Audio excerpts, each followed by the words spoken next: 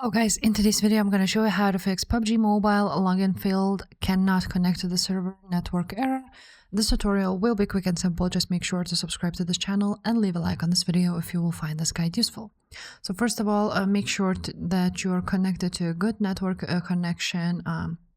So make sure your internet is good and connected. If everything is fine, then you want to go ahead and go to settings. This is on iPhone, but it's literally the same on Android. So go to settings, go to general, and then go to iPhone storage and find PUBG Mobile. On PUBG Mobile, you want to click upload the application and upload again. After that, click reinstall app.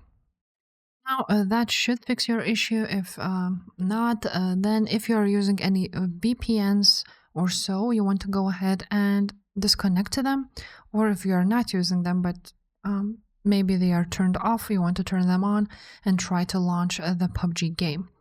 Now if none of that fixed your problem, you will need to go ahead and uninstall the application. So go ahead, click uninstall, remove app, and delete app. And that's pretty much it. If this video was helpful, make sure to subscribe and I will see you next time. Bye.